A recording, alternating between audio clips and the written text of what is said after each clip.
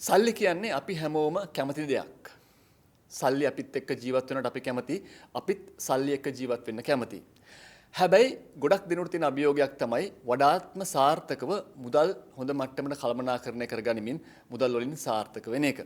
මෙතෙන්දී මුදල් එක්ක වැඩ කරන සූත්‍රයක් පිළිබඳව මම අද ඔබත් එක්ක මගේ අදහස බෙදා හදා ගන්නම්.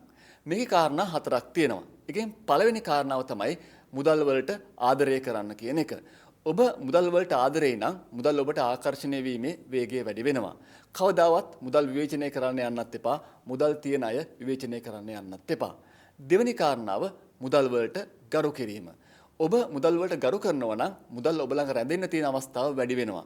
සාමාන්‍යයෙන් ඔබේ පසුම්බියේ මුදල් දාලා තියෙන්නේ පොඩි කරලා නම් දෙකට තුනට නමලා නම් ඒක එච්චර සාර්ථක ක්‍රමයක් නෙමෙයි. ඔබ මුදල් වලට ගරු කරනවා කියලා එකෙන් පේන්නේ නැහැ. ඔබේ මුදල් පසුම්බිය ලස්සනට තියාගන්න. ඒ වගේම තමයි 750ක් වැටලා තිබුණත් ඒක ඔබේ පයට පෑගෙන්න නොදී අරගෙන තියාගන්න. මුදල් වලට ගරු කිරීම ඔබට මුදල් ළඟා කරගන්න උදව් වෙන ප්‍රධානම කාරණයක් කියන එක මෙතෙන්දි මතක් කරන්න ඕනේ. තුන්වෙනි කාරණාව තමයි මුදල් වලට ආරාධනා කරන්න ඔබ ගාවට එන්න කියලා.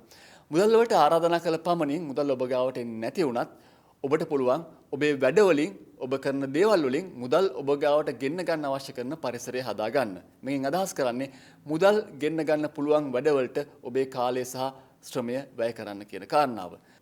තුන්වෙනි කාරණාව මුදල් වලට ගරු කරන්න කියන කාරණාව. හතරවෙනි කාරණාව තමයි මුදල් වලට ස්තුති කරන්න කියන කාරණාව. සාමාන්‍යයෙන් දවසක් අවසානයේදී මේ දවස ඇතුළත මං වියදම් කරපු හැම සතයක් වෙනුවෙන්ම මම මගේ ස්තුතිය පිරිනමන්න ඕනේ. ඔබට පුළුවන් නම් ඔබ වියදම් කරපු හැම සතයකටම ස්තුති කරන්න. ඔබ වෙත නැවත මුදල් ලැබීමේ සම්භාවිතාවක් තියෙනවා. මොකද ඔබ මුදල් වලට ගරු කරන නිසා.